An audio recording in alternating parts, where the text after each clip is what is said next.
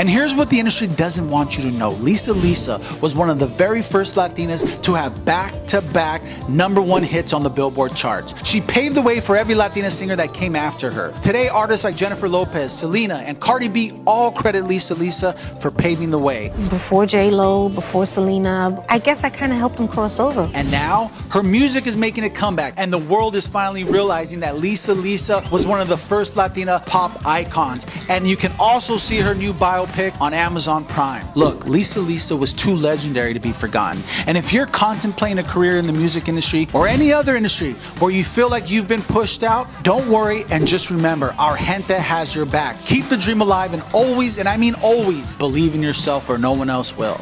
I'm EG, the Activated Mexican. Follow for more Untold Stories.